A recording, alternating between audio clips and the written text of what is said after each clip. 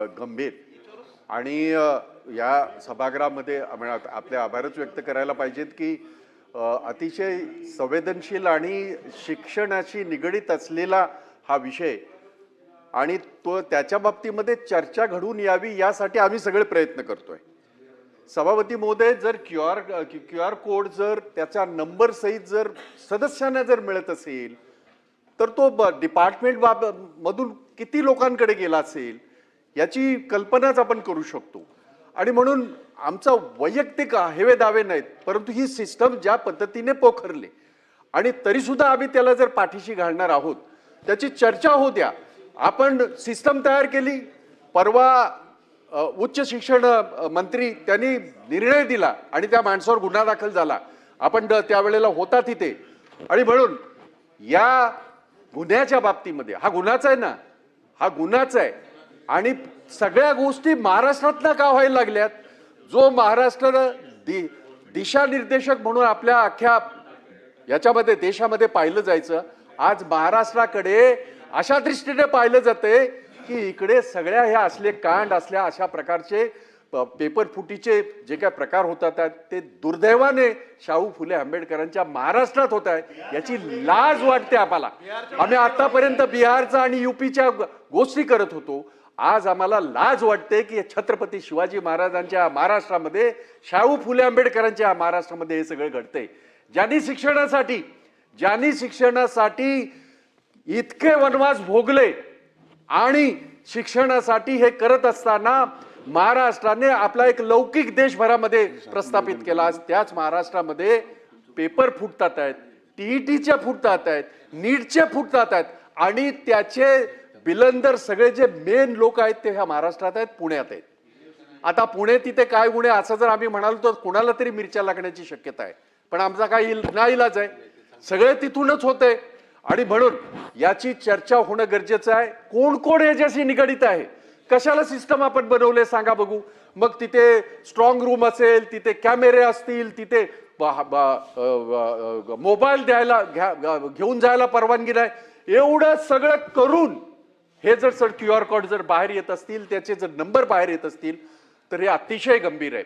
आपल्याकडनं अपेक्षा आहे, जसं दानवे साहेब म्हणाले, आम्ही सगळेच म्हणतोय, आपण प्राध्यापक आहात, आपण नेहमीच अशा पद्धतीने सहकार्य केलेलं आहे. आणखी दुर्दैवी गोष्ट, कोर्टाने त्या आयुक्तांना तिथून त्यांच्या जागेवरनं तिथून त्यांना हलवावं म्हणून कोर्टाचे निर्देश आहेत, अजून तिथंच आहेत. म्हणजे नक्की काय ठरवलेलं आहे सांगा? अधिवेशन चालू आहे म्हणून आम्ही आपले बोलतोय, आम्ही आपल्या ह्या सगळ्या गोष्टी सांगतोय, वस्तुस्थिती सभागृहाच्या समोर आणतोय, तुमच्या समोर आणतोय, आणि ते मात्र तिकडे आमचं कोण काय वाकडे करते असाच तो म्हणत होता ना. आणि मग सभागृहात जेव्हा आम्ही आवाज उचलला त्यावेळेला त्याच्यावर गुन्हा दाखल झाला. आणि म्हणून दोन महत्वाच्या गोष्टी राहतील. एक, चर्चा तो होणं गरजेचं आहे. तो आयुक्त आज संध्याकाळी हे सभागृह संपण्यापूर्वी त्या आयुक्ताची तिकडनं बदली झाली पाहिजे किंवा त्याच्यावर कारवाई झाली पाहिजे. नंबर 2, ह्या सगळ्या गंभीर विषयाची चर्चा होणं गरजेचं आहे. महाराष्ट्राच्या दृष्टीने गरजेचं आहे, देशाच्या दृष्टीने गरजेचं आहे. महाराष्ट्राचा लौकिक जो रसातळाला गेलेला आहे, कमीत कमी एक मेसेज जाऊ द्या की महाराष्ट्राच्या विधानसभेमध्ये, विधान परिषदेमध्ये ह्याची चर्चा होते आणि त्या असल्या लोकांवर कारवाई होते.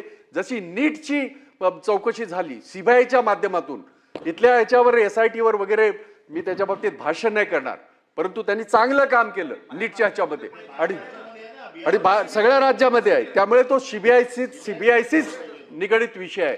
त्यामुळे त्याची चौकशी सीबीआय कडे जाण्यासाठी सुद्धा आम्ही धागेदोरे देतो ना. आपल्याला बिहारचे धागेदोरे देतो, बाकीच्या राज्यातले धागेदोरे देतो, परंतु संधी द्या आम्हाला या बाबतीमध्ये. आम्हाला सगळ्यांना बोलण्याची संधी द्या. आणि म्हणून आपण एक प्रश्न नेहमीच विचारता, हा कसा होतो तो सांगा. याच्याशी शासनाचा थेट संबंध आहे. याच्याशी संबंधित जवळजवळ 6-7 लाख लोकांनी जे परिश्रम केलेत त्यांचा संबंध आहे. याच्याशी थेट प्रशासनाचा संबंध आहे. आणि म्हणून हा विषय अतिशय महत्वाचा, गंभीर आहे. आपण सगळं कामकाज बाजूला ठेवून या विषयाची चर्चा व्हावी अशा पद्धतीची आपल्याला मी विनंती करतो. शासनाचं मंत्री महोदय 289च्या 5 सूचना 5 जणांनी दिल्या होत्या. आतापर्यंत 6 सदस्य बोललेले आहेत